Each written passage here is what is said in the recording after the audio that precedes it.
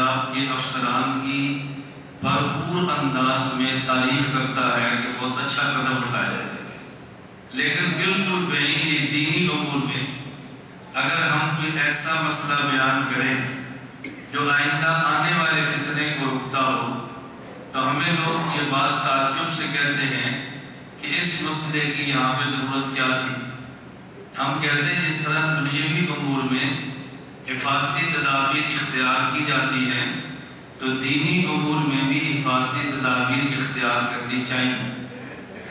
یہ بات اچھی طرح سمجھی۔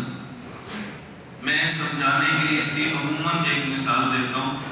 میری عادت ہے کہ میں جھوٹے لطیفے نہیں سناتا، حقائق پر مبنی واقعات پیش کرتا ہوں جو میرے ساتھ براہ راست پیش آتے ہیں یا کسی شیخ بزرگ کے ساتھ پیش ہو میں پتہ چلے تو اطلاع کرتے ہیں۔ پشاور حیات آباد فیز 6 میں میرا بیان تھا، آج سے چند سال قبل کی بات ہے۔ مفتی اسماعیل صاحب دیر والے دامت برکاتہم جو آج کل یہاں مسجد فاطمہ کے مفتی اور استاد ہیں، تو یہ مجھے وہاں لے کر کے رمضان میں ملا جانا ہوا۔ انہوں نے فرمایا رات وہاں چلتے ہیں کہ آپ بھی کریں گے، بیان بھی کر لیں گے۔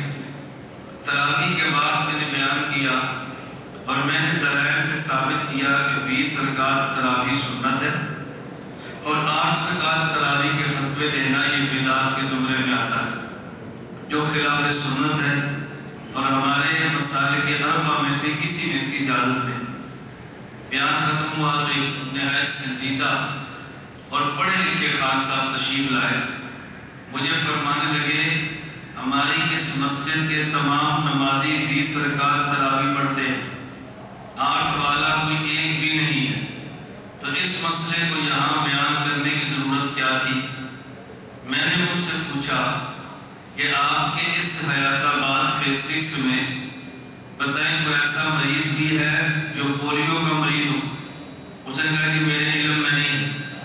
میں نے کہا کہ حکومت قطرے پلانا ٹھیک ہے یا غلط، میں سے بحث نہیں کر رہا، یہ پولیو کے قطرے غلط ہیں یا ٹھیک، نقصان دہ یا مفید، حلال حرام، اس پر میں بات نہیں کر رہا۔ اس کو بطور سند کو پیش نہ کریں کہ مولانا صاحب اس کے جواز کی بات کر رہے اور ترغیب دے رہے تھے، میں یہ نہیں کہہ رہا۔ میں نے کہا کہ اگر حکومت قطرات پلانے کے لیے ڈاکٹر بھیجے یا کسی مرض کے لیے حفاظتی انجیکشن لگانے کے لیے ڈاکٹر بھیجے، آپ یہ کہہ کر ڈاکٹر واپس کر دیتے ہو کہ ہمارے محلے میں اس کا مریض کوئی نہیں؟ اس نے کہا جی نہیں۔ تو میں نے کہا جب مریض کوئی نہیں تو آپ انجیکشن کیوں لگواتے ہیں، قطرے کیوں پلاتے ہیں؟ مجھے فرمانے لگی حفاظتی انجیکشن، حفاظتی قطرے۔ تو میں نے کہا میرے بیان کو حفاظتی بیان سمجھ لیا جائے تو کیا حل ہے؟ اس کو بھی آپ سمجھیں کہ حفاظتی بیان ہے۔ اگر آج اس بیان کو کریں گے تو آئندہ 8 والا پیدا نہیں ہوگا، اور جب آپ بیان نہیں کریں گے تو آئندہ 8 والا پیدا ہو جائے گا۔ پہلے فتنوں کو وجود نہیں ہوتا، وجود بعد میں ملتا ہے، اور ہمارے محنت نہ کرنے سے وجود ملتا ہے۔ جب آپ دلائل دے کر بات سمجھا دیں گے، باہر سے آنے والا کوئی بندہ آپ کی عوام کو خراب نہیں کر سکتا، اور جب آپ دلائل دے کر نہیں سمجھائیں گے تو جس کا جی چاہے کہ ان کو کتاب دے، ان کو کیسٹ دے، ان کو کسی کی تقریر سنائے اور خراب کر دے گا۔ میں اس لیے گزارش کر رہا ہوں کہ وقت آنے سے پہلے اس وقت کے مسائل کو بیان کرنا چاہیے۔ میں کتنی مثالیں تو اس بات کو سمجھانے کے لیے اور سب کی تعریف کریں گے، لیکن مسئلے پر آ کر ہم جھجک کا شکار ہوتے ہیں۔ حج کی درخواستیں جمع ہو جاتی ہیں، ابھی حج کی فلائٹ طے بھی نہیں ہوتی تو ہمارے حج کورس شروع ہو جاتے ہیں۔ کبھی کسی نے اعتراض کیا ہے بھائی ابھی تک وہ حج شروع نہیں ہوا، آپ نے حج کے مسائل کیوں بتانے شروع کر دی؟ ہر بندہ کہتا ہے فلاں جامعہ کا یہ بڑا اچھا قدم ہے کہ ان لوگوں نے حجاج کو مسائل بتائے، حج کرنے کا طریقہ بتایا تاکہ وہاں جا کر حاجی پریشان نہ ہو۔ تو حج آنے سے پہلے، حج کرنے سے پہلے حج کے مسئلے بتانے پر کوئی اعتراض نہیں ہے، اور بعض فتنوں کی نشاندہی فتنہ آنے سے پہلے کرنا، اس پر تعجب ہمیں ہوتا ہے کہ لوگوں کی عقل کیسی ہے، جبکہ فتنوں کی نشاندہی کرنا یہ مزاج پیغمبر ہے۔ آنے والے فتنوں سے امت کو آگاہ کرنا یہ مزاج نبوت ہے۔ میں گزشتہ جمعہ سرگودا ایک مسجد میں تھا، میں نے ان حضرات سے گزارش کی بعض ہمارے یہاں مثبت کتابوں میں عقائد اور دلائل موجود ہوتے ہیں، ہم اس پر توجہ نہیں کرتے۔ میں اس کی چھوٹی سی مثال دیتا ہوں۔ فضائل اعمال حضرت شیخ الحدیث مولانا زکریا رحمۃ اللہ علیہ نے تعریف فرمائی ہے، نہایت مثبت حدیث کی کتاب ہے، اعمال کے فضائل دیے ہیں، اور اس پر امت کے لاکھوں کروڑوں افراد کو فائدہ پہنچا۔ میں نے کہا جب مدینہ منورہ میں کوئی جنازہ آتا، حضرت عمر بن خطاب رضی اللہ عنہ اس جنازے میں شرکت کرنے سے پہلے پوچھتے، بتاؤ اس جنازے میں حضرت حذیفہ بن یمان ہے یا نہیں؟ اگر حضرت حذیفہ ہوتے حضرت عمر جنازہ پڑھتے، اگر حضرت حذیفہ نہ ہوتے حضرت عمر جنازہ نہیں پڑھتے تھے۔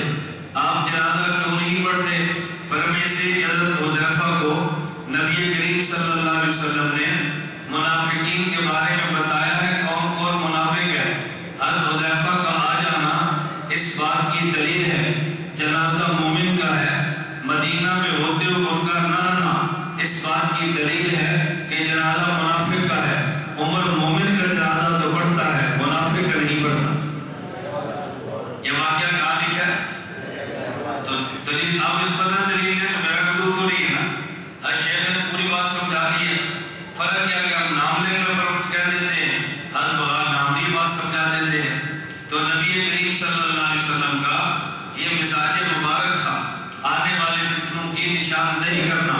اگر کوئی عالم فتنوں کی نشاندہی کرتا ہے تو یہ نبوت کی سنت کو ادا کرتا ہے، اور اگر آنے والے فتنوں کی نشاندہی نہیں کرتا یا امت کو فتنوں سے آگاہ نہیں کرتا تو میں سمجھتا ہوں کہ ہماری کوتاہی ہے، ہمیں اس کوتاہی کا تدارک کرنا چاہیے۔ میں نے یہ بات اس سے شروع کی ہے، ہمارے عموماً ہمارے افراد کا مزاج ہے جب رمضان المبارک تقریباً ختم ہوگا یا رمضان مبارک آدھا گزر جائے گا، ہم سے فون کر کے پوچھیں گے کہ مولانا صاحب تراویح 8 ہے یا 20؟ میں کہتا ہوں کیوں؟ کہتے ہیں ہمارے محلے میں 20 ہوتی ہے، ایک نیا لڑکا آیا اور وہ کہتے ہیں تراویح 8 ہے۔ میں کہتا ہوں آئندہ سال مسئلہ پوچھنا۔ کہتے ہیں کیوں؟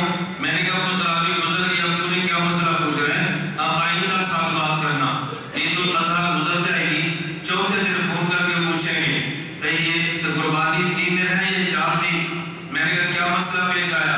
ہمارے محلے میں آج فلاں طبقہ ہے انہوں نے چوتھے دن قربانی دی ہے اور کہتے ہیں سنت ہے۔ میں کہتا ہوں آئندہ عید الاضحیٰ پہ مسئلہ پوچھنا۔ کہتے ہیں کیوں؟ میں نے کہا مسئلہ بتا دیجیے، فائدہ کیا ہوگا؟ اب تو جانور ذبح ہو گیا۔ میں جب یہ بات بولتا ہوں کہ آپ وقت سے پہلے تیاری کریں، بات سمجھ نہیں آتی، اور جب گمراہی کا دروازہ کھلتا ہے پھر بات شروع کرتے ہیں، اس کا نفع کم ہوتا ہے۔ تو آنے والے وقت سے پہلے ان مسائل کی تیاری کریں۔ ہم نے بحمدللہ تعالیٰ اس موضوع میں مستقل ایک کام شروع کیا ہے کہ جب عید الفطر سے بہت قبل رمضان مبارک شروع ہونے سے پہلے ہم بھی سرکار تراویح میں پوسٹر بھی دیتے ہیں، چھوٹا سا کتابچہ بھی دیتے ہیں۔ ہماری خواہش ہوتی ہے ساتھی اس کو ملک بھر میں تقسیم کرا دیں۔ آپ ایمان کے ساتھ بتاؤ اگر ہمارے لاہور کی ہر مسجد میں 20 سرکار تراویح کے دلائل والا یہ کتابچہ تقسیم ہو جائے تو کم از کم آپ کی مسجد میں یہ 8 والا فتنہ پیدا نہیں ہوگا۔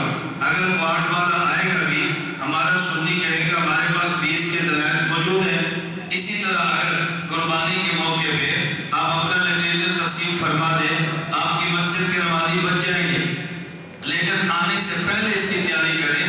اس فتنے کے بعد آدمی محنت کرے فائدہ تو ہوتا ہے، لیکن اتنا نفع نہیں اتنا آنے سے پہلے آدمی بیان کرے تو پھر نفع ہوتا ہے۔ خیر میں گزارش کر رہا تھا کہ میں نے مختصر سی تمہید باندھی ہے یہ بات سمجھانے کے لیے کہ میرے ذہن میں 2 مسئلے اس کو بیان کرتا۔ نمبر 1 مسئلہ جرابوں پر مسح کرنا جائز اور موزے پر مسح کرنا جائز اور جراب پر مسح کرنا ناجائز، یہ 2 بات سمجھائیں۔ بھئی موزے پر مسح کرنا جائز کیوں ہے اور جراب پر مسح کرنا ناجائز کیوں ہے؟ کیوں؟ ابھی سردی شروع نہیں ہوئی، چند دن کے بعد سردی شروع ہونا ہے، لوگوں نے جرابیں پہن لینی ہے، موزہ پہن لینا ہے۔ اب یہ مسئلہ شروع ہوگا کہ یہ نماز جراب کے ساتھ مسح کریں، نماز ہوتی ہے کہ نہیں ہوتی؟ اگر پہلے دلائل آپ کے ذہن میں ہوں گے اس وقت کوئی الجھن نہیں ہوگی، کتابچہ آپ کے پاس موجود ہوگا، کوئی الجھن نہیں ہوگی، اور جب اپنے پاس دلائل موجود نہیں ہوں گے آپ کو مخالف حدیث پیش کر دے گا، آپ کو الجھن پیدا ہوگی۔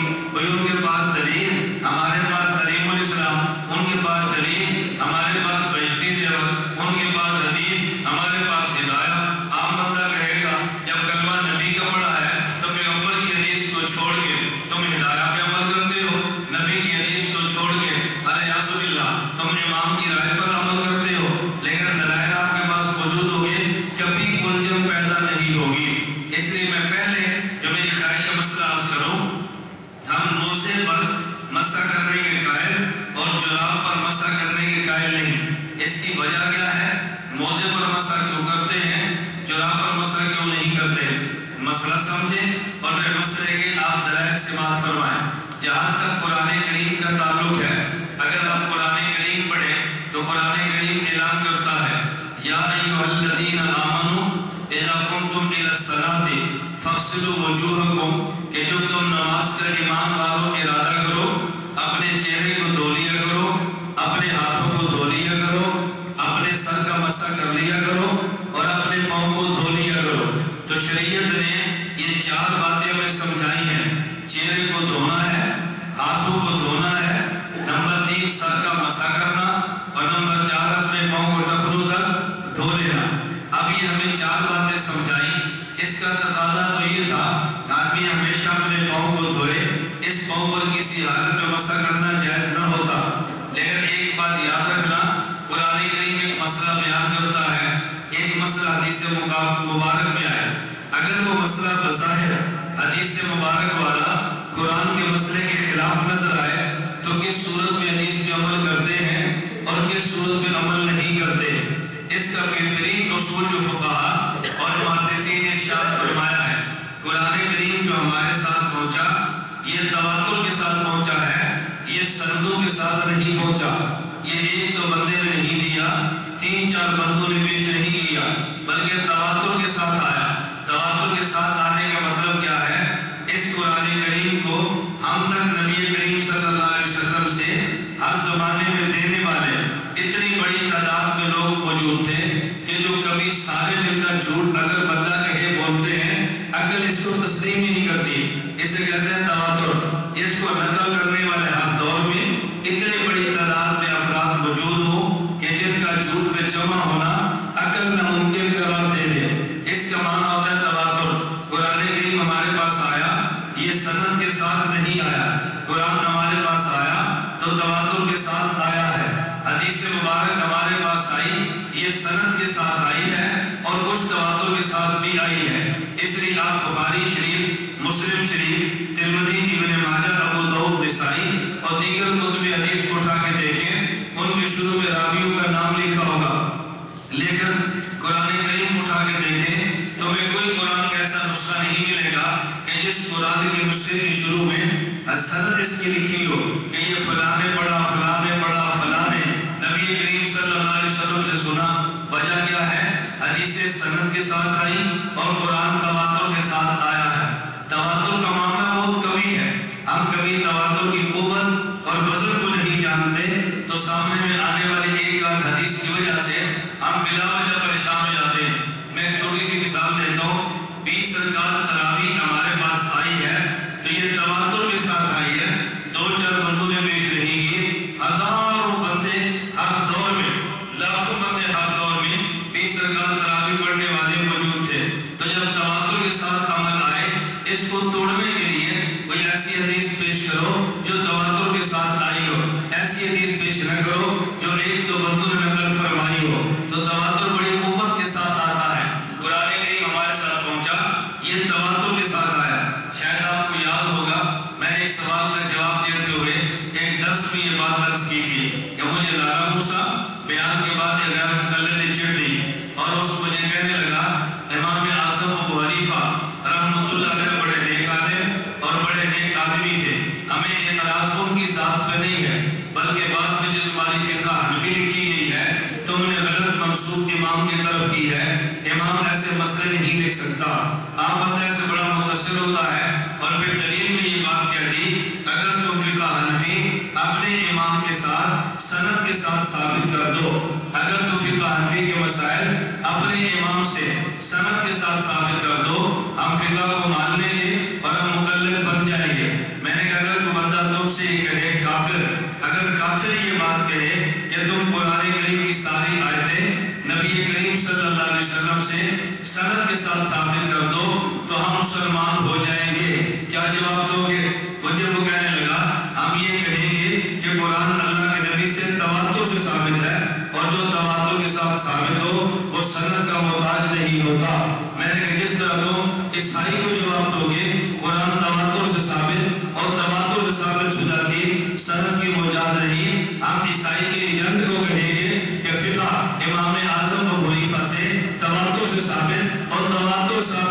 سچے، یہ سند کے مطابق نہیں ہوتی۔ قرآن اللہ کے نبی سے تواتر سے آیا ہے، فقہ حنفی ہمارے امام سے تواتر کے ساتھ آئی ہے۔ نہ سند کی ضرورت قرآن میں ہے اور نہ ہی فقہ میں، نہ ہی قرآن میں اور نہ ہی فقہ میں ہے۔ جواب جو عیسائی کا ہے وہی عیسائی کے ایجنٹ کا ہے، دونوں کا جواب ایک جیسا دو گے نا۔ جب سوال ایک جیسا ہے تو جواب ایک جیسا دینا چاہیے۔ ہمیں کبھی سمجھ نہیں آتی، اس سے ہم الجھن میں شکار ہوتے ہیں۔ جو قرآن کریم ہمارے پاس پہنچا اور تواتر کے ساتھ آیا، تواتر رکھنا، اس میں حکم کیا دیا؟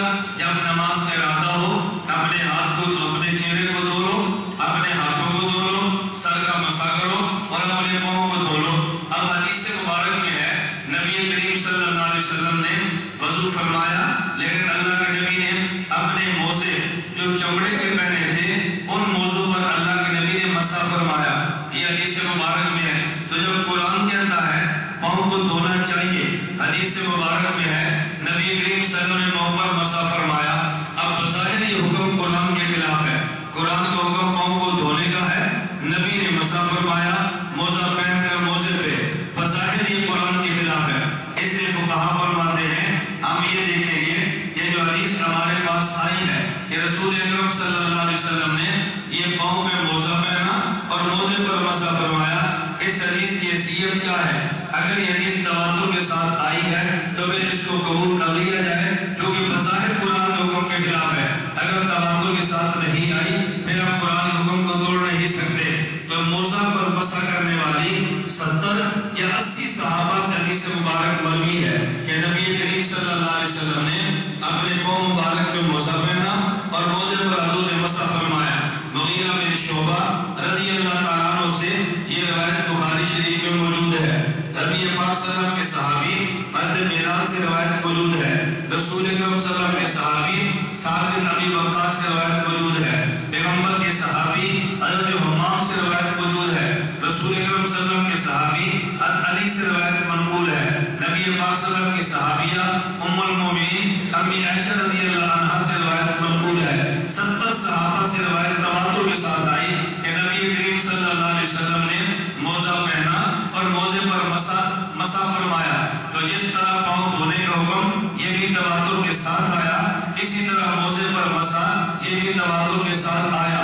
تو جو کہ قرآن کریم کے برابر کی دلیل آ گئی ہے، اس لیے ہم نے قرآن کو بھی مانا کہ جب موزہ نہ پہنا ہو پھر پاؤں کو دھونا چاہیے، اور جب موزہ پہنا ہو تو پھر پاؤں میں مسح کر لینا چاہیے۔ تواتر کے ساتھ پاؤں پر دھونا ثابت اور تواتر کے ساتھ موزے پر مسح کرنا ثابت۔ اب جو یہ دلیل قوت والی ہو گئی ہے، اب اس میں کوئی اشکال کی بات نہیں۔ یہی وجہ ہے کہ موزے پر مسح کرنے کا دنیا میں کوئی بھی ایسا شخص جو خود اہل سنت کہلواتا ہو، خواہ اہل سنت نہ ہو لیکن اہل سنت کہلواتا ہو، دنیا میں کوئی بھی شخص تمہیں نہیں ملے گا کہ جو موزے پر مسح کرنے کا انکار کرتا ہو۔ موزے کا مسح کرنا یہ تو طاقت والی دلیل کے ساتھ آیا، ہم نے مان لیا۔ اب اگلا مسئلہ ہے جوراب پر مسح کرنے کا کہ ہم جوراب پر مسح کریں تو ایسی بھی گنجائش موجود ہے، ایسی گنجائش موجود رہی ہے۔ پہلی بات یہ اچھی طرح سمجھ لیں تاکہ بات سمجھانے مجھے آسانی ہو۔ جس جوراب پر ہم مسح کرنے کے قائل نہیں وہ جوراب ہے کون سی، تاکہ پتہ چلے جوراب کون سی ہے۔ میں بڑے اختصار سے وضاحت کرتا ہوں کہ جو چیز آدمی اپنے پاؤں پہ پہنتا ہے، جسے ہم لفافہ کہہ دیتے ہیں یا اس کو کوئی بھی نام ٹھہرا دے دیں، اس کو کہتے ہیں کہ یہ موزہ یہ پاؤں پر پہننے کے لیے لفافہ بنا ہے، لیکن وہ ہے کس چیز کا؟ اس چیز کا مٹیریل دیکھیں گے اور اس کی کیفیت کو دیکھیں گے تو نام بدل جائے گا۔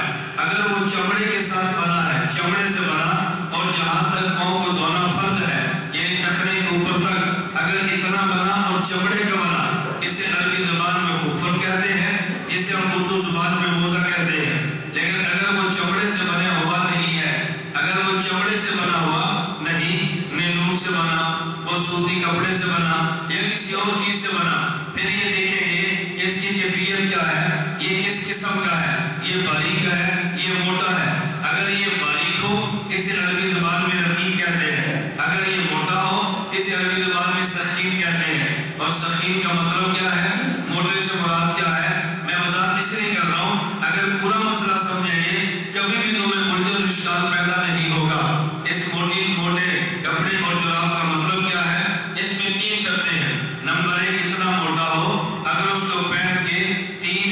تک چلے تو وہ جراب پھٹے نہ.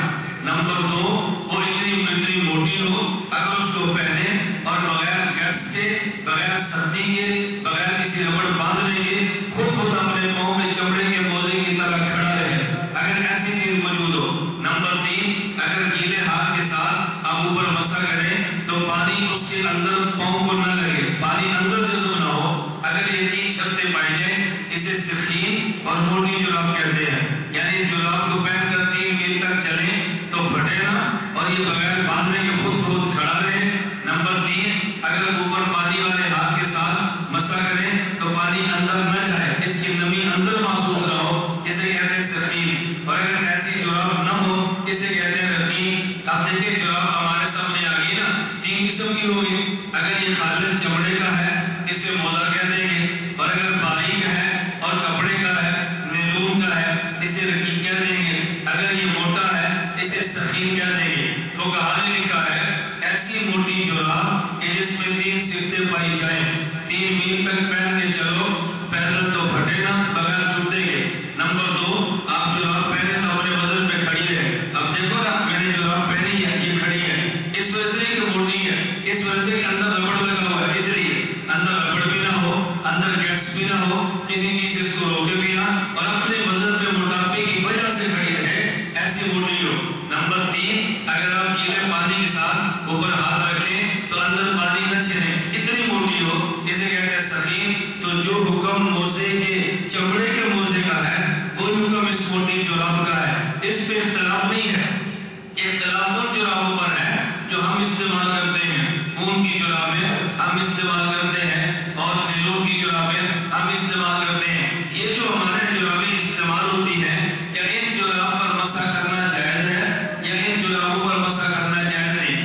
ایسی جراب پر مسا کرنے کا دنیا میں کوئی اہل سنت والجماعت کے بندہ بھی قائل نہیں ہے, دنیا میں کوئی فقیہ اس کا بھی قائل نہیں. اگر تمہیں دنیا میں کوئی شخص نظر آئے گا ایک مسلک ایک عقیدہ اور ایک قوم نظر آئے گی جسے غیر مقلد بھی کہتے ہیں, جنہیں لامذہب بھی کہتے ہیں, جنہیں ملحد بھی کہتے ہیں, اور انہوں نے اپنا نام انگریز سے اہل حدیث رکھوا لیا ہے. اور آپ کو تعجب ہوگا, میں ایک دن بیان کر رہا تھا ابھی کسی مہینے 3 نومبر کی بات ہے شیخ پورا, تو میں نے ایک نقطہ سمجھے ہمارے یہاں اہل سنت صرف نام نہیں ہے, اہل سنت کے ساتھ والجماعت بھی ہے, اور ان کے نام میں دیکھیں تو ماذ اہل الحدیث ہے ساتھ والجماعت نہیں ہے. آخر فرق کیا ہے یہ بار بار میں کہتا ہوں باتیں سمجھا کرو. فرق کیا ہے, ہم اہل سنت اور والجماعت کہتے ہیں, وہ اہل حدیث کہتا ہے والجماعت نہیں کہتا. فرق کیا ہے, ہمارا موقف یہ ہے ہم عمل تو کرتے ہیں لیکن اس حدیث پر جس کو صحابہ لے کر آگے چلے ہو. ہم حدیث پہ عمل کرتے ہیں لیکن اس معنی کے ساتھ جو صحابہ نے بیان فرمایا ہو, اس لیے ہم اہل سنت والجماعت کہتے ہیں. سنت کا مراد پیغمبر کی ذات کا عمل یا پیغمبر کی ذات کا قول, والجماعت سے مراد جماعت صحابہ یعنی حدیث لیں گے سنت پیغمبر کی ذات سے اور مطلب لیں گے والجماعت پیغمبر کے صحابہ کی ذات سے. وہ کہتے ہیں نا ہم اہل حدیث کی بات کرتے ہیں اور معنی خود کر لیں گے. اس کو سمجھانے کے لیے میں اپنے بیانات کو سمجھاتا ہوں. اگر کوئی آدمی لفظ پیغمبر کے صحابی سے لے اور معنی بھی صحابی سے لے, یہ مسلک اہل سنت والجماعت احناف دیوبند ہے. لفظ صحابی سے لے اور معنی وہابی سے لے, اس کا نام مسلک غیر مقلد ہے. ہم لفظ بھی صحابی سے اور معنی بھی صحابی سے لیتے ہیں, وہ لفظ صحابی سے لے کے معنی وہابی سے لیتا ہے, اس لیے اہل حدیث نام رکھتا ہے, آگے والجماعت نہیں رکھتا. ہم اہل سنت بھی رکھتے ہیں اور آگے والجماعت بھی رکھتے ہیں. فرق سمجھ آ گیا؟ یہ موٹے موٹے فرق آپ سے میں رکھا کرو تاکہ آدمی بات سمجھے اور دوسرے کو بات اچھی طرح سمجھا سکے. میں گزارش کر رہا تھا کہ حدیث مبارک تو آپ کو پیش کریں گے کہ جراب پر اللہ کے نبی نے مسا فرمایا. آپ ان سے پوچھیں یہ کس کتاب میں کون سی حدیث موجود ہے, انہوں نے آپ کو ایک حدیث سنانی ہے کہ یہ ابو داؤد شریف سیاستہ کی کتاب ہے, اس کے اندر روایت موجود ہے. نبی کریم صلی اللہ علیہ وسلم فرمایا اور پھر پیغمبر نے مسا فرمایا, اللہ اپنی جرابوں پر مسا وضو کیا اور اپنی جرابوں پر مسا فرما لیا. دیکھو سیاستہ کی کتاب ابو داؤد کے اندر موجود ہے. آپ اسے فوراً کہو آپ نے ابو داؤد شریف کی حدیث تو پڑھ دی ہے لیکن امام ابو داؤد کا فیصلہ کیوں نہیں پڑھا؟ حضرت امام ابو داؤد اس حدیث کو نقل فرماتے ہیں اور آگے فیصلہ بھی فرماتے ہیں. امام ابو داؤد رحمۃ اللہ فرماتے ہیں کانا عبد الرحمن بن مہدی لا يحدث بهذا الحديث. حضرت عبد الرحمن بن مہدی اس حدیث کو آگے بیان کیا نہیں کرتے تھے. اور کیوں بیان نہیں کرتے تھے؟ فرماتے اس لیے المغیرہ بن شعبہ سے ایک معروف حدیث ہے نبی نے موزے پر مسح کیا، اور ایک یہ غیر معروف حدیث ہے کہ نبی نے جراب پر مسح کیا. تو جب مشہور حدیث موجود ہو تو غیر معروف کو کیوں لیں گے؟ جب حضرت امام ابو داؤد کہہ رہا ہے اس حدیث کو بیان تک نہیں کرنا اور تو کہتے ہیں اس پر عمل بھی کرنا ہے. نہیں سمجھے؟ امام ابو داؤد کیا بتا ہے اس حدیث کو آگے بیان بھی اور یہ کہتا نہیں عمل بھی کرنا ہے. پھر آگے امام فرماتے ہیں لیس بالقوی ولا بالمتصل. یہ حدیث متصل بھی نہیں ہے اور یہ حدیث قوی بھی نہیں ہے. قوی کیوں نہیں ہے؟ مضبوط کیوں نہیں؟ اور متصل کیوں نہیں؟ یہ حدیث سنن ابی داؤد کے اندر ابو موسیٰ اشعری رضی اللہ تعالی عنہ سے بھی ہے. ابو موسیٰ اشعری سے بھی یہ روایت ہے نبی پاک صلی اللہ علیہ وسلم نے جرابوں پر مسح کیا. امام ابو فرماتے ہیں نا یہ قوی بھی نہیں اور یہ متصل بھی نہیں. قوی کیوں نہیں؟ عیسیٰ بن سنان راوی موجود ہے جو ضعیف ہے. اور متصل کیوں نہیں؟ حضرت عبد الرحمن کا سماع امام ابو موسیٰ اشعری رضی اللہ تعالی عنہ سے ثابت نہیں ہے تو سند متصل بھی نہیں ہے اور سند کمزور بھی نہیں ہے. اور یہ فیصلے صرف امام ابو داؤد کے نہیں ہے بلکہ غیر مقلد عالم عبد الرحمن مبارک پوری تحفۃ الحافظی شرح ترمذی کے اندر یہی بات فرما رہے ہیں کہ سند کمزور ہے، سند بھی کمزور ہے اور نبی پاک تک یہ پہنچتی بھی نہیں ہے، لہذا اس حدیث کو قابل عمل نہیں سمجھتے. تو دیکھو مسئلہ کتنا آسان ہے کہ ہم موضع پر مسح کرتے ہیں اور اس کی وجہ تواتر کے ساتھ ثابت شدہ میرے پیغمبر کا عمل ہے جو آپ کی حدیث پیش کی ہے اور وہ جو ضعیف ہے. اگر آپ حدیث پیش کریں اور وہ دنیا کے ایک محدث بھی ضعیف کہہ دیں غیر مقلد تین لے کر کھڑا ہوگا یہ حدیث صحیح ہم عمل نہیں کرتے، حدیث صحیح ہم عمل نہیں کرتے. اور تعجب کی بات یہ ہے کہ جس روایت کو پیش کیا اس محدثین خود صحیح فرماتے ہیں. اچھا ایک بات کہ شاید ہمیں وہ دھوکہ دے دیں. امام ترمذی رحمۃ اللہ علیہ نے جب یہ جراب کے مسئلے پر بات کی ہے نا کہ جراب پر مسح کرنا جائز ہے، حضرت امام ترمذی نے فرمایا امام شافعی کا بھی جائز ہے، فلاں امام کا بھی جائز ہے، 3-4 ائمہ کا حوالہ دیا ان کے جراب پر مسح کرنا جائز ہے. تو میں غیر مقلد کہے گا ہماری نہیں مانتے، امام شافعی بھی تو امام ہے، فلاں امام ہے، اگر وہ تو جراب پر مسح کرنے کا قائل ہے نا پھر تمہارے علماء کیوں کہتے ہیں کہ کوئی بھی اہل سنت والجماعت والا یہ جراب پر مسح کرنے کا قائل نہیں ہے؟ کہ امام شافعی اہل سنت والجماعت نہیں تھے، ہم کہتے ہیں اہل سنت والجماعت تھے، پھر تم نے کیسے کہہ دیا کوئی اہل سنت والجماعت قائل نہیں ہے؟ آپ نے کہا ترمذی کو اٹھا کے لا تاکہ میں تجھے بتاؤں امام ترمذی نے کیا فرمایا. وہ ترمذی اٹھا کے لائے گا نا تو امام ترمذی فرماتے ہیں امام شافعی رحمۃ اللہ علیہ جراب پر مسح کرنے کے قائل تھے اذا کان ثقیلین، اذا کان ثقیلین، اس جراب پر جسے ثقیل کہتے ہیں اس پہ اختلاف نہیں ہے، اختلاف اس پر جسے رقیق کہتے ہیں. بات سمجھ آئی؟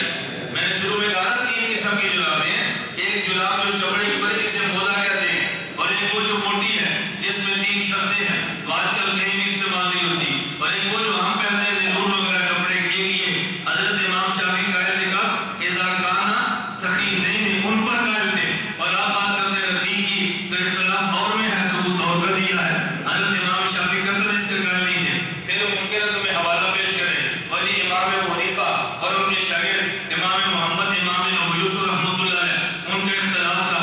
آپ کہتے ہیں اختلاف تھا، آپ مانتے ہیں، لیکن یہ تو بتاؤ بعد میں اتفاق بھی ہوا کہ نہیں ہوا؟ تم نے پہلے دور کا قول کو نقل کر دیا اور بعد میں اتفاقی مسئلے کو تم حذف کر گئے ہو. حضرات صاحبین کا بھی یہی مسلک تھا، باریک جراب پر مسح جائز نہیں، اور یہی مسلک حضرت امام اعظم ابو حنیفہ نعمان بن ثابت کا ہے. میں اس لیے کہہ رہا تھا کہ دنیا میں کوئی بھی اہل سنت والجماعت اس جراب پر مسح کرنے کا قائل نہیں. اگر کوئی بندہ ایسی جراب پر مسح کرے گا اس کی نماز قطعاً نہیں ہوگی. اور آپ کو تعجب ہوگا غیر مقلدین کے سب سے بڑے عالم شیخ الکل فی الکل میاں نذیر حسین دہلوی، یعنی تعجب ہوگا آپ کو کہ جو ہمارے سب سے بڑے امام ہم انہیں کہتے ہیں امام اعظم ابو حنیفہ، توجہ رکھنا، امام اعظم ابو حنیفہ سب سے بڑے امام. تو غیر مقلد فوراً کہے گا دیکھو یہ شرک ہے، تو ہم نے سب سے بڑا امام کہا، ہمیں سب سے بڑا امام تو نبی کریم صلی اللہ علیہ وسلم کی ذات گرامی ہے. اس کے میں جواب کئی مرتبہ دے چکا ہوں، بار بار دینے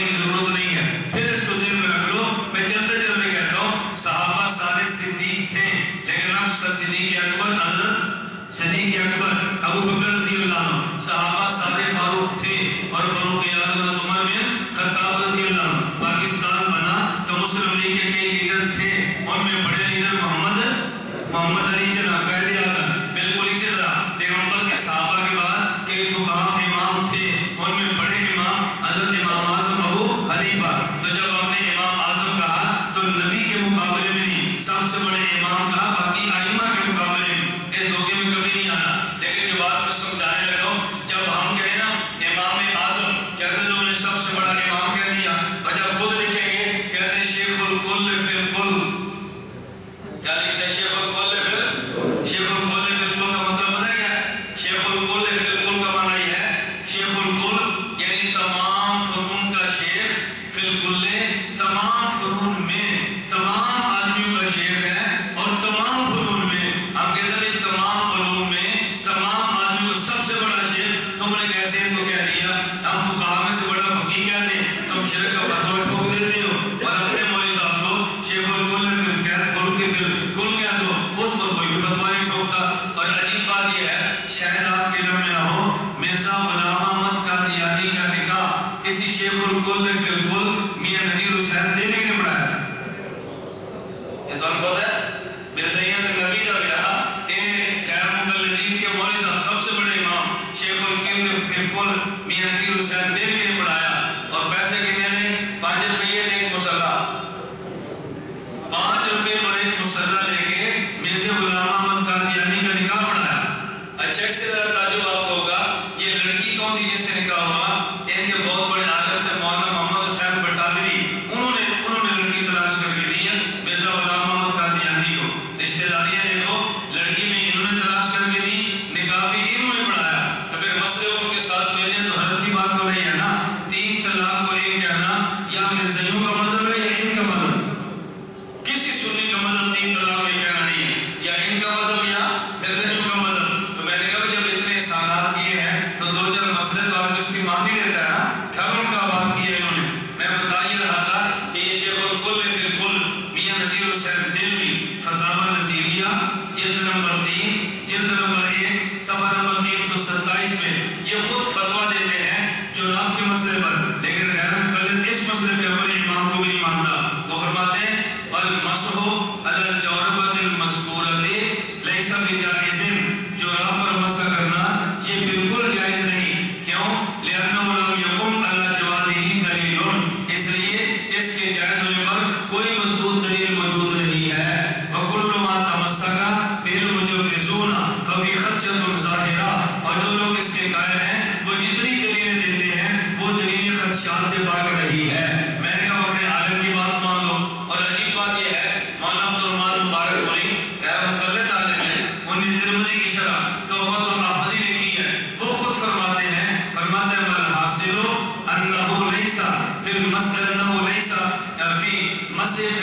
علی الجوربین، صحیح بات یہ ہے کہ جورابوں پر مسح کرنے کے بارے میں کوئی حدیث موجود نہیں ہے۔ حدیث مرفوع صحیح خالٍ عن الاشکال، ایسی کوئی حدیث موجود نہیں ہے کہ جس میں کوئی اعتراض وغیرہ موجود نہ ہو۔ میں کہتا ہوں جوراب پر مسح کرنے کے قائل فقہاء بھی نہیں، جوراب پر مسح کرنے کے قائل محدثین بھی نہیں، اور ان جورابوں پر مسح کرنے کے قائل خود غیر مقلدین علماء بھی نہیں۔ بھیا تو پیغمبر کا مسئلہ مان لو، یا نبی کے صحابہ کا مان لو، یا فقہاء کا مان لو، نہیں مانتے تو کم از کم اپنے بڑوں کی مان لو، اپنے بڑوں کی مان لو۔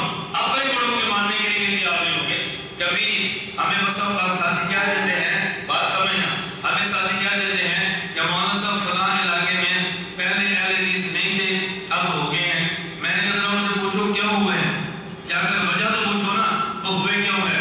اللہ پاک معاف فرمائے، ابھی راگڑ اجتماع کے موقع کی بات ہے، ہفتے کے دن اجتماع پر میں بیٹھا تھا، ہمارے مصروف کے 3 لڑکے آئے اور ساتھ ایک نوجوان تھا، کہتا ہے یہ لڑکا پہلے ہمارا تھا، اب اس نے مسلک اہل حدیث قبول کر لیا۔ میں نے اس کو بلا کر لو،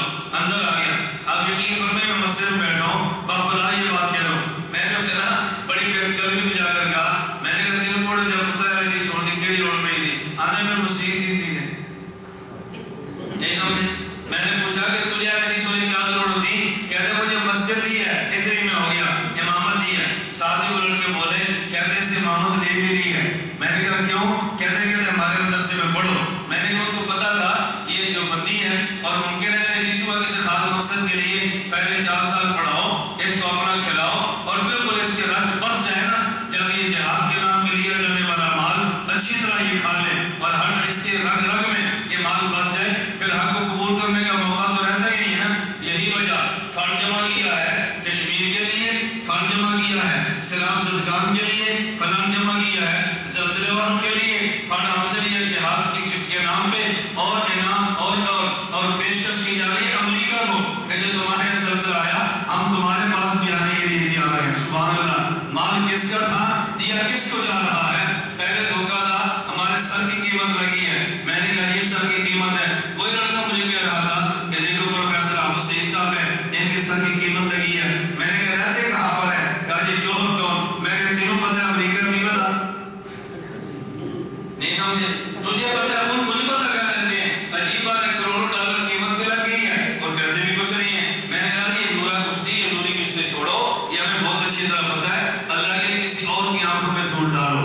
میں بتا یہ رہا تھا ہم اس بات کے قائل ہیں پاؤں کو دھونا چاہیے اور اگر موزہ چمڑے کا پہنا ہو تو 3 دن تک مسح کر سکتے ہیں مسافر اور 1 دن اور 1 رات تک مسح کر سکتے ہیں مقیم آدمی. حضرت ام المومنین امی عائشہ رضی اللہ تعالیٰ عنہ سے کسی نے موزے پر مسح کے بارے میں مسئلہ پوچھا. امی عائشہ رضی اللہ تعالیٰ فرمایا علی اور مرتضیٰ سے پوچھو. کیوں؟ کہا مسافر مع رسول اللہ صلی اللہ علیہ وسلم ان حضور کے ساتھ سفر بہت کی ہے. علی اور مرتضیٰ سے پوچھو تمہیں مسئلہ بتائیں گے. علی اور مرتضیٰ سے پوچھا تو انہوں نے فرمایا جعل رسول اللہ صلی اللہ علیہ وسلم 3 ایام ولیالیہن للمسافر ویوم ولیلۃ للمقیم. نبی پاک صلی اللہ علیہ وسلم نے گنجائش فرمائی ہے اگر مسافر ہو وہ 3 دن اور 3 رات تک مسح کر سکتا ہے، اگر مقیم ہو 1 دن اور 1 رات تک مسح کر سکتا ہے. یہ 3 دن اور 3 رات کا مطلب کیا ہے اس کو اچھی طرح سمجھیں. جب آدمی نے موزہ پہنا ہو وضو کر کے موزہ پہنے، موزہ پہن لیا. اب مثال کے طور پہ اس نے صبح 8 بجے وضو کیا اور موزہ پہن لیا، لیکن اس کا وضو ٹوٹا ہے کہ 4 بجے کہیں 5 بجے کہ 2 بجے. یہ جو اس کی مدت شروع ہوگی وہ صبح 8 بجے سے نہیں بلکہ جب اس کا وضو ٹوٹا ہے اس وقت سے مدت شروع ہوگی. اب دوسرے دن اس کی 2 بجے یا 4 بجے جب اس کو وضو کی حاجت پیش آئی ہے اس وقت تک اس کا 1 دن اور 1 رات شمار ہوگا. میں صرف مسئلہ عرض کر رہا تھا ان مسائل کو کیوں بتاتے ہیں. اگر آپ نے ایسے امام کے پیچھے نماز پڑھی جس امام نے جراب پر مسح کیا تھا اور اس نے نماز پڑھائی، قطعاً آپ کی نماز ادا نہیں ہوگی. جب امام کی نماز نہیں ہے تو بتاؤ مقتدی کی نماز کیسے ہوگی؟ جب امام کی نماز نہیں ہے تو مقتدی کی نماز کیسے ہوگی؟ میں درمیان میں ایک مسئلہ اور بھی عرض کر دوں. اب آپ حضرات کہیں گے مولانا نے کیسی بات کہہ دی ہے، یہ حقائق ہیں جو لکھے پڑے ہیں. ہم نے کئی بار کہا ایک کتاب سے پہلے حدیث پاک و حدیث کا تحقیقی جائزہ آپ کتاب رکھ لیں، یہ سارے مسائل آپ کی خدمت میں آ جائیں گے. اللہ حفاظت فرمائے.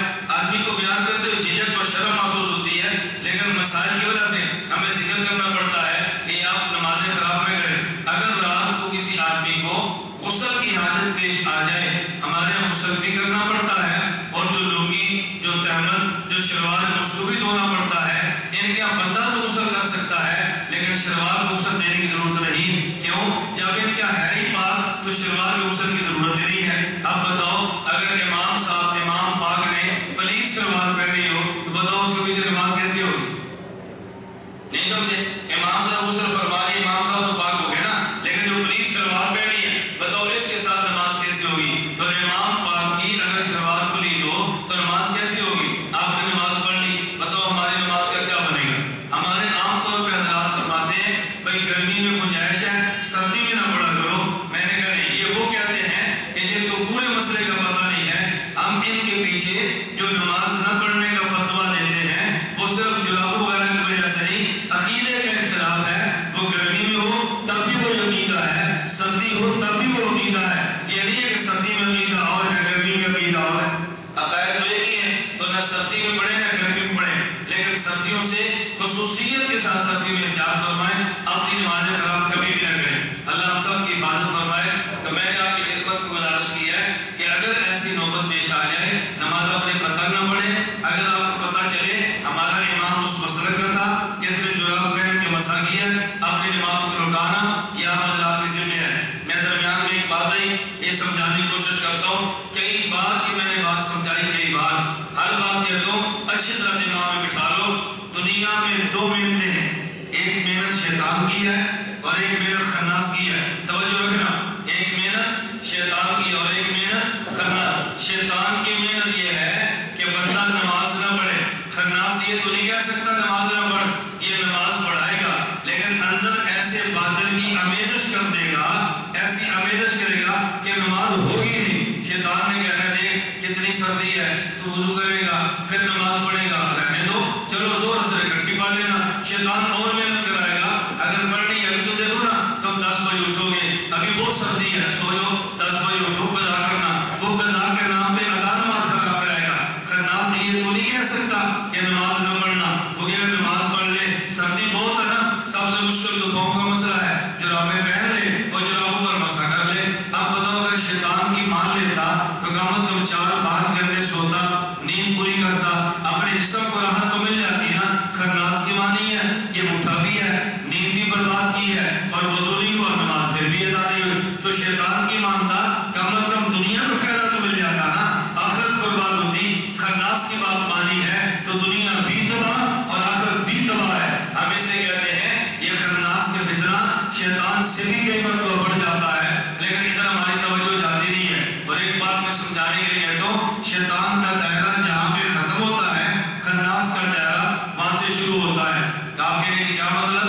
ابلیس کا تخت یہ لگا ہوا ہے سمندر میں, وہاں سے ابلیس شیاطین کو بھیجتا ہے, عوام کو گمراہ کرتے ہیں. حدیث مبارک میں ہے جب شیطان کسی ایسی جگہ پہنچتا ہے جہاں پہ اذان ہوتی ہے اللہ اکبر اللہ اکبر وَلَهُ صُرَاطٌ, یہ شیطان ہوا خارج کرتا ہوا اور ہوا خارج کرتا ہوا, آواز والی ہوا خارج کرتا ہوا دوڑ جاتا ہے اور وہاں نہیں آتا. حدیث مبارک میں ہے اب بازار میں تو شیطان آیا, آگے جامع حقانیہ مدینہ مسجد کی اذان شروع ہو گئی, شیطان تو دوڑ گیا. اب جو آئین کو کون خراب کرے, شیطان دوڑ گیا, خناس آگے چلتا ہے, بھئی تو تک تو جا سکتا ہے, تو کام کیتا ہے, تیرا ہو گیا اور میں کرنا. شیطان محنت کرے گا یہ مسجد میں آئے نا تاکہ وہیں کو برباد کرو, اور خناس کے مسجد میں آ گیا نا, اب وہاں جا کر پر میں کام کرتا ہوں, یہ مسجد کے اندر آ کر ان کو خراب کرے گا. میں اس کو سمجھانے کے لیے ایک مثال دیا کرتا ہوں.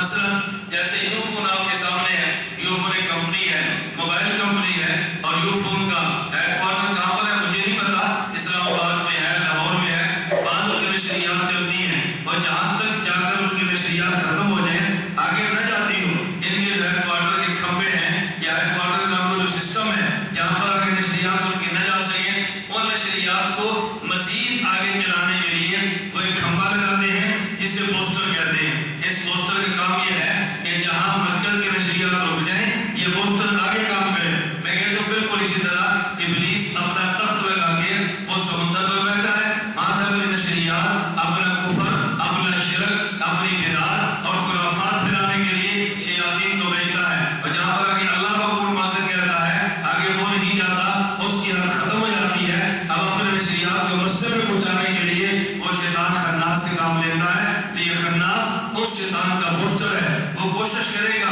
بندہ نماز نہ پڑھے, اور یہ کوشش کرے گا نماز بھی پڑھے اور نماز خراب بھی ہو. شیطان کی مان لیتا دنیا میں آرام مل جاتا, آخرت برباد ہوتی. خناس کی مانی ہے دنیا بھی تباہ آخرت بھی تباہ, دنیا بھی برباد ہو گئی آخرت بھی برباد ہو گئی. اور پھر مزے کی بات اس پر خوش بھی ہے, خوش بھی ہے. جب آدمی گناہ کرے اور گناہ سمجھ کر کرے اس کو توبہ کی توفیق مل جاتی ہے, اور جب گناہ کو نیکی سمجھ کر کرے پھر بندے کو توبہ کی توفیق کبھی نہیں ملتی. میں ایسی کتنی مثالیں درج کروں گا, ایک مثال سمجھاتا ہوں. بدعتی آدمی کو اتنی جلدی توبہ کی توفیق نہیں ملتی. بدعتی آدمی کو توبہ کی توفیق کیوں نہیں ملتی؟ اس کی وجہ یہ بیان کرتے ہیں کہ بدعتی آدمی بدعت کو نیکی سمجھ کر کرتا ہے. شرابی کو توفیق مل جاتی ہے, زانی کو مل جاتی ہے, چور کو ملتی ہے, لیکن بدعتی کو عموماً توبہ کی توفیق نہیں ملتی. کیوں؟ شرابی سمجھتا ہے میں نے شراب پیا اور گناہ کیا, زانی سمجھتا ہے میں نے زنا کیا اور گناہ کیا, چور سمجھتا ہے میں نے چوری کی اور گناہ کیا. وہ کہتا ہے مولوی صاحب دعا کرو اللہ مجھے ہدایت دے, اللہ میری توبہ قبول کرے, اللہ گناہوں سے جان چھڑا دے. لیکن بدعتی بدعت کرتا ہے اور نیکی سمجھ کر کرتا ہے. تو جب گناہ سمجھتا تو توبہ کرتا, نیکی سے تو توبہ کوئی نہیں کرتا. بالکل اسی طرح یہ گناہ کرواتا ہے اور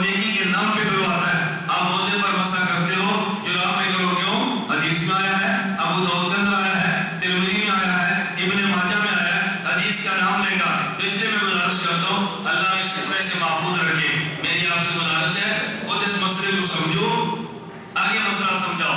ज़बानी याद रह जाए, ज़बानी समझाओ, ज़बानी ना याद रह जाए, हमारे पोस्टर मौजूद है, उन पोस्टरों को लगाओ। मैं बारहा ये बात कहता हूँ, देखो आपके सामने पोस्टर लगे हुए हैं, आप एक पोस्टर ले लो और ये मौजे पर मसा करना और जो यहाँ पर न करने का डर है, एक पोस्टर लो, अपनी बैठक में लगाओ, अपनी मस्जिद में लगाओ, अपनी मस्जिद के इमाम साहब से कहो आज पोस्टर मैं ले आया हूँ, शफकत फरमाए आप लगा दें, इसको देख के आवाम में दर्ज दे दे, आपकी मस्जिद इंशाअल्लाह महफूज हो जाएगी। अपनी बैठकों में लगाओ, आपकी बैठकें महफूज हो जाएगी। अपनी दुकान पे लगाओ, आपकी दुकान पे आने वाला ग्राहक तो मसला भी सीखेगा और खन्नास आपकी दुकान के करीब भी नहीं आएगा। मैंने एक जगह पे बयान किया और बयान के बाद मैं लोगों से कहा भाई आप हज़रात अपने घरों को जिन्नात से बचाते हो, आसेब से बचाते हो, शयातीन से बचाते हो और आप जितनी लैने बलाएं सबसे बचाते हो, अपने घरों को खन्नास से बचाओ, अपनी दुकानें खस्सास से बचाओ। जब आपने जिन्नात से बचना हो, आमिर से तावीज़ लेते हो, खन्नास से बचने के लिए आमिर ने आपने एक तावीज़ तैयार किया है, वो अपनी दुकान के बाहर लटका लो, खन्नास कभी तुम्हारी दुकान पर नहीं आएगा। मैं कहता हूँ तावीज़ बाहर पड़ा हुआ है। अब जब लोग बयान से फारिग होते हैं तो बाहर जाकर स्टाफ वाले से पूछते हैं वो भाई तावीज़ कितने गए, वो तावीज़ दो, वो कहते हैं ये तावीज़ लगा हुआ है मक्का मदीना मारूफ जाए हदीसों के शदीद इख्तिलाफ, ये तावीज़ लटका लो, कभी तुम्हारी दुकान पर नहीं आएगा, तुम्हारी दुकान के करीब नहीं आएगा। तो ऐसे आदमी से बचना चाहिए कि नहीं? अल्लाह सबको बचने की तौफीक अता फरमाए। हमारे यहाँ सरगोदा 87 तक हमारा है, साथ एक गाँव है 86 किलो की, वहाँ हमारे एक दोस्त है भाई अब्दुल रहमान, दुकानदार है, मेरे पास तशरीफ लाए तो मैंने उनसे कहा कि हमारा ये मरकज़ अहले सुन्नत वल जमात का गला लो और ये गला जाकर अपनी दुकान पर रख दो। मुझे उसने कहा कि उस्ताद जी आप भी चंदा करते हैं? मैंने कहा भी तरगीब भी देते हैं, जायज़ तरीके से करते भी हैं और अगर वो दे तो खुश भी होते हैं, लेकिन तुम्हें मैं चंदे के लिए नहीं दे रहा, तुम अपनी दुकान के ऊपर जाके रख दो। मुझे कहता है जब आप चंदे के लिए गला नहीं दे रहे तो मकसद क्या है? मैंने कहा मकसद छोड़ो, आप गला वहाँ पे रखो, बाकी सब बातें छोड़ो। उसने कहा गला वहाँ पे रख दिया। 15 दिन के बाद मैं मिलने के लिए आया, कहते उस्ताद जी बड़ी अजीब बात हुई। मैंने कहा क्या हुआ? कहते हमारी दुकान पे हर हफ्ते बाद जमात उतावा आ जाते और अखबार देकर जाते थे, जब से आपका गला रखा है आप नहीं आते। मैंने कहा पता चल गया आपने क्यों गला दिया था? हमारा मकसद इस गले में चंदा डलवाना नहीं था, वहां से तेरे पैसों को बचाना था, बस अपना पैसा वहां से बचाओ, मदरसे में लगाओ, मस्जिद में लगाओ, तबलीगी जमात में लगाओ, खानकाओं में लगाओ, अपने दीनी मुल्क में लगाओ, वहां से अपने अम्बात को बचाओ। अल्लाह हम सब की हिफाजत फरमाए। मैंने आपकी खिदमत में गुजारिश की है, 2 मसले मैंने बताने थे। एक मसला ज़हन में आ गया, मौज़े पर मसा करना जायज़ और जुराब पर मसा करना जायज़ नहीं। अगर ऐसा इमाम मौजूद हो उसके पीछे अपनी नमाज़ी कभी खराब न करें। अभी मैं अब तफसील को आज नहीं करता, ये मसला मुझसे खान साहब ने पूछा, काम गुफ्तगू जारी थी, लेकिन खैर मुझे बुजुर्ग पूछने लगे कि मौलाना में एक मसला बताएं, हम तबलीग वाले हैं, हमें इनकी मसाजिद में कभी तबलीग के लिए जाना पड़ता है, नमाज न पढ़े हमारी बात नहीं सुनेंगे, अगर नमाज पढ़ेंगे तो होगी नहीं जैसे आप कहते हैं, अब हम क्या करें? मैंने कहा मुझे आपकी इस बात से बहुत खुशी हुई। खुशी इस बात की है कि आपको दोनों दर्द हैं, नंबर 1 किसी को लाना कैसे है, नंबर 2 अपने आप को बचाना कैसे है। बाद लोगों को दूसरों को लाने की फिक्र होती है, खुद को बचाने की फिक्र नहीं होती। तो ये तो बहुत बड़ी हमाकत की बात है, दूसरों के लाने की फिक्र भी करो और खुद को बचाने की फिक्र भी करो। हमने लाना भी है और खुद को बचाना भी है। इसलिए हम अक्सर बात समझाते हैं, अगर आप नमाजी बनाना चाहते हैं फज़ाइल अमाल दे दो, नमाजी को बचाना चाहते हैं हमारी किताब नमाज अहले सुन्नत वल जमात दे दो। फज़ाइल अमाल से नमाजी बनता है, हमारी किताब से नमाजी बचता है। तो नमाजी बनाना भी है और बने नमाजी को बचाना भी है। मैंने कहा मुझे बहुत खुशी हुई। मुझे कहते इसका हल क्या है? मैंने कहा 2 हल है, एक हल जो सबसे आसान है आप उसको ले लें। मुझे कहते आसान हल कौन सा है? मैंने कहा इब्तिदाई सूरी करें, इब्तिदाई हकीकी न करें। इब्तिदाई हकीकी का माना यह है, माना तो शुक्र हकानी साहब नमाज पढ़ा रहे हैं, आपने इनके पीछे नमाज पढ़ने की नियत की है, आप फातिहा भी नहीं पढ़ते, सूरत भी नहीं पढ़ते, क्यों? मन का इमाम फक़िरातुल इमाम क़िराअतुन, जिसका इमाम मौजूद है जिसका इमाम मौजूद है, इमाम की क़िराअत मुक़्तदी की क़िराअत है, मुक़्तदी को क़िराअत नहीं करनी चाहिए। फातिहा पढ़ने को भी क़िराअत कहते हैं और 113 सूरतों में कोई और सूरत पढ़े उसके पढ़ने को भी क़िराअत कहते हैं। लेकिन जब उनका इमाम हो तो अगर उन्हें फातिहा भी पढ़नी है तो उन्हें सूरत भी पढ़नी है। मुझे कहते हैं क्यों? मैंने इसलिए इब्तिदाई हकीकी नहीं, इब्तिदाई सूरी है। खड़ा हो जाना, नमाज अपनी पढ़ते रहना, रुकू अपना, सजदा अपना, نماز سلام اپنا، وہ سمجھے کہ ہمارے پیچھے پڑی ہے، تو سمجھے کہ میں نماز اپنی پڑی ہے. ابتدا حقیقی نہ کرنا، ابتدا سوری کرنا. وہ نماز میں آ بھی جائے گا، تیری نماز بچ بھی جائے گی. وہ دین پہ آ جائے گا، تیرا دین بچ بھی جائے گا. ہم نے ان کو دین پر لانا بھی ہے اور اپنے دین کو بچانا بھی. دونوں مسئلے ذہن میں آ گئے. ایک مسئلہ کیا ہے کہ جرابوں پر مسح کرنا جائز نہیں اور موزے پر مسح کرنا جائز ہے. دوسرا مسئلہ، اگر کسی نے جراب کے ساتھ پہنیوں پر مسح کیا ہو، ایسے امام کے پیچھے نماز پڑھے گی تو اپنی نماز خراب ہو. اگر کبھی عذر ہو جیسے جماعت میں جاتے ہیں، اس کی صورت کیا ہے؟ ابتدائی سوری کریں، ابتدائی حقیقی نہ کریں. اللہ اکبر اس کے ساتھ کریں، اپنی نماز پڑھتے رہیں اور سلام اس کے ساتھ بھی دیں. انشاءاللہ نماز بھی ہو جائے گی اور آپ کا دعوت والا کام جاری بھی رہے گا. اللہ ہم سب کو ساری باتیں سمجھنے کی توفیق عطا فرمائے. اللہ ہم سب کو بات سمجھنے کی توفیق عطا فرمائے. بس یہ دونوں باتیں ذہن میں رکھیں. کبھی آپ دعا سے فارغ ہوں گے تو باہر جو موجود ہوں گے پوسٹر اسی مسئلے پر کہ جراب پر مسح کرنا جائز نہیں اور موزے پر مسح کرنا جائز ہے. آپ چاہیں تو پوسٹر لے لیں اور چاہیں تو چھوٹے چھوٹے آمنے اگر موجود ہے تو پوفلٹ لے لیں. نہیں ہے تو باتوں کو پا لیں. 3-4 روپے کا پوفلٹ ملتا ہے. ہم تو احباب سے کہتے ہیں کچھ ہماری کوتاہی ہے. ہمارے احباب شرمانا شروع ہوتے ہیں. میں کہتا ہوں شرماؤ مت، تائی کو کھل کر اپنا کام کرنا چاہیے. ان کو ترغیب دو، بھئی یہ 1000 آپ چھپا لو تقسیم کرا دو، آپ 100 چھپا لو تقسیم کرا دو، اپنے اپنے علاقوں میں سب کو کھلا دو. انشاءاللہ ہمارے ساتھی بچ جائیں گے. اللہ ہم سب کو بچائے. اور میری آپ سے گزارش ہے، جسے مولانا بار بار فرماتے ہیں کہ وقت کی آپ بہت پابندی فرمایا کریں، بہت زیادہ. آپ یقین فرمائیں آپ اتنا اہتمام کرتے ہیں اس اجتماع کے لیے آپ کو اندازہ نہیں ہے. میرا آپ دعا بھی فرمائیں، میرا بیٹا اسپتال میں، دیکھو میں اس کو چھوڑ کر آیا ہوں کہ ہمارا مانا اجتماع خراب نہ ہو. ہمارے وزیر اعلیٰ اجلاس شروع ہوا اور 15 منٹ بعد میں اٹھ گیا. میں نے مولانا اپنے ساتھ فون پہ مشورہ کیا تو مولانا فرمایا کہ آپ ہمیں پابندی کرنی چاہیے. اجلاس شروع ہوا، مولانا فضل الرحیم دامت برکاتہ گفتگو شروع تھی. میں نے ان حضرات سے اجازت لے لی کہ میں نے جانا ہے، ہمارا مانا اجتماع میں اس کو چھوڑ نہیں سکتا. آپ پتہ ہے تو اپنا پروٹوکول سمجھتا ہوں کیوں نہیں آئے. وزیر اعلیٰ صاحب کے اجلاس میں تھے. ہم نے کہا ہم کیوں جا رہے ہیں؟ اس لیے کہ ہمارے مانا اجتماع کا مسئلہ ہے. تو لوگ اجتماع چھوڑتے ہیں اجلاسوں پر، ہم اجلاس چھوڑتے ہیں آپ کے لیے تاکہ مسئلہ پابندی سمجھیں. تو میں نے اس لیے نہیں کہا کہ دعا بھی کریں اللہ تعالیٰ اس کو صحت عطا فرمائے، لیکن ویسے میں گزارش کر رہا ہوں کہ میں اتنا اہتمام کرتا ہوں کہ طے شدہ پروگرام خراب نہ ہو. اور کبھی میرا عذر ہو، میرے ساتھ بیماری ہو، میرے بس میں نہیں ہے نا، اس میں تو بندہ بے اختیار ہو جاتا ہے. اللہ آپ سب کی حفاظت فرمائے اور مسئلہ کا کام کرنے کی توفیق عطا فرمائے. آپ کوشش فرمایا کریں جو ہمارا 12 تاریخ کا اجتماع ہوتا ہے عشاء کی نماز یہاں پڑھیں، کوشش فرمائیں. اس کا فائدہ یہ ہوتا ہے کہ بندے کو لمبی اتنی بات نہیں پڑتی، بلکہ بندہ شروع پورے مسئلے پہ دلائل کر دیتا ہے. اور جب ساری تاخیر سے آتے ہیں پھر ہم خوش ہو کر تمہید میں لگا لیتے ہیں، پھر تمہید بھی سمجھ آ جائے اور بعد باروں کو پورا مسئلہ بھی سمجھ آ جائے. اللہ مجھ سے اور آپ سے عافیت کے ساتھ دین کا کام لے. آخر دعوانا الحمدللہ. جو بیت والے ساتھی آ جائیں، آئے اس میں جھجکنے کی کوئی بات نہیں. آ جائے میں آپ حضرات کے بات خوش ہوں گے اور بات پریشان ہوں گے. ہمارے عقیدت مند ہم بات کرتے ہیں تو مزید خوشی ملے، اور جو پریشان ہو پہلے ہی تھوڑا سا پریشان ہوگا ان کا کچھ نہیں ہونا، لیکن ہم دعا کرتے ہیں اللہ عقیدت مند خوشیاں عطا فرمائے اور جو پریشان اللہ اس کی مزید پریشانیاں دور فرمائے. اللہ پریشانیاں میں ایک بات کہتا رہتا ہوں، آپ کو بہت کم ایسے افراد ملیں گے کہ جن کا قلم بھی چلتا ہو، زبان بھی چلتی ہو اور طاقت والا دل بھی چلتا ہو اور مسئلے کی خدمت بھی کرتے ہو اور خانقاہ کا کام بھی ساتھ لے کر چلتے. بہت کم ایسے ملیں گے. اگر اسٹیج پر ہے تو خانقاہ نہیں ہے، خانقاہ پر ہے تو اسٹیج نہیں ہے. اللہ کتنا کرم ہے، اللہ نے ساری نعمتیں عطا فرما رکھی. لیکن سمجھ بندے کو تب آتی ہے جب بندہ بوڑھا ہو جائے، گھٹنے کام نہ کر، پھر کہتے ہیں کہ جب سے پتہ نہیں چلی مولوی صاحب نے کون جو ہے یہ جا کے زیارت کر رہی ہے، وہ زیارت کا کوئی فائدہ نہیں ہوتا. جوانی میں آدمی سے کام لو. اللہ آپ سب کو کام کی توفیق عطا فرمائے. تو میں توبہ کرتا ہوں.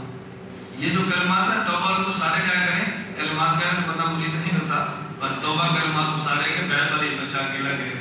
تو میں توبہ کرتا ہوں کفر سے، شرک سے، بدعت سے، تمام گناہوں سے. میں وعدہ کرتا ہوں پوری زندگی شریعت کے مطابق چلو. اگلے کلمے صرف یہ کہ اے اللہ میری بیعت اور توبہ قبول فرما اور قیامت کے دن نیک بندوں میں شامل فرما. اللہ قبول فرمائے. جب فارغ ہو مولانا آپ کو دے دیں گے. جو ساتھی اور بھی پہلے سے بیعت ہو چکے ہیں ہم سے تقاضا کرتے تھے تو ہم نے معمولات کا چھوٹا سا کتاب چاہوں کے لیے چھاپ دیا، اس کو دے کے پڑھتے ہیں. اتنے تھوڑے معمول شہری آپ کو ملے، بس پہلا کلمہ استغفار اور درود پاک، حسب استطاعت قرآن کریم کی تلاوت، حافظ ہے ایک پارہ پڑھ لیا کرے، ناظر خان ایک کو پڑھ لیا کرے، اتنا سا تلاوت ہے، باقی مسئلہ اور عقیدے کا کام کرے۔ اصل بات یہ ہے، اور عقیدے کی محنت سے بڑی کوئی دنیا محنت نہیں ہوتی، اس سے آپ اہتمام فرمائیں۔ اللہ ہم سب کو قبول فرمائے۔ اچھا مولانا نے فرما دیے، ابھی تو شاید آپ لینا چاہیں قبل بعد میں سے ہمارے یہاں تصنیفات کا سلسلہ شروع ہے۔ میں نے آپ سے ایک مرتبہ وعدہ کیا، شاید آپ کو یاد ہو، ہمارا کام شروع ہے۔ پہلے کتاب آئی تھی فرقہ اہل حدیث پاک و ہند کا تحقیقی جائزہ، آپ نے دیکھی ہے نا؟ سب نے نہیں، والے نے تو دیکھی ہے نا؟ یہ کتابیں نہ لینا آپ لوگوں میں، پھر آپ کو فائدہ ہوگا، ہمارے ساتھ ایک توجہ نہیں دیتے۔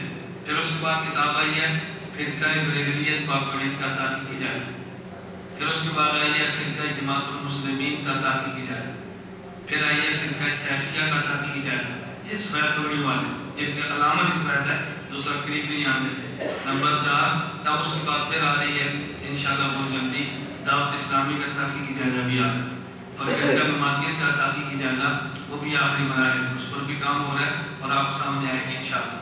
اور بعد میں نے بتایا کہ ہماری کتابوں پر کام شروع ہے، دعا فرمائے کہ اللہ پایہ تکمیل تک ان کو پہنچا دے۔ اسی طرح ہمارے جو بیانات چلتے ہیں، یعنی ہم ہر انگریزی مہینے کی پہلی دعا کہ میرا بہتر مستورات، یہ مباحث کے نام سے کتاب ایک جلد میں آ گئی۔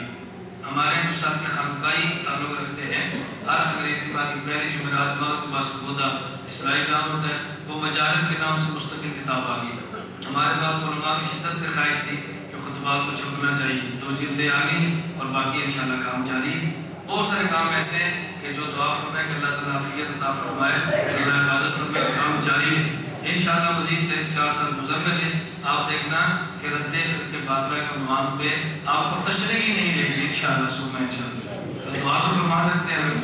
الحمدللہ رب العالمین والصلاۃ والسلام علی رسولہ وعلی آلہ وصحبہ اجمعین۔ یا مولا کریم ہم سب پر گناہوں کو معاف فرما، خطاؤں سے درگزر فرما، جائز حاجات کو پورا فرما، مشکلات کو دور فرما، عافیت کے ساتھ دین کی خدمت کے لیے قبول فرما۔ اے اللہ مسلک اہل سنت و جماعت کی حفاظت کے لیے قبول فرما۔ آئندہ جمعرات کے ایونٹ کے ہونے والے اجتماع کو شرور و فتن سے محفوظ فرما، پورے عالم کے لیے ہدایت کا ذریعہ بنا۔ اللہ ہم سب کا خاتمہ بالایمان فرما، قیامت کے دن حضور اکرم صلی اللہ علیہ وسلم کی ہم سب کو شفاعت نصیب فرما، جس قدر بیمار ہے سب کو صحت عطا فرما۔ صلی اللہ تعالی علی رسولہ خیر خلقہ محمد و آلہ وصحبہ اجمعین۔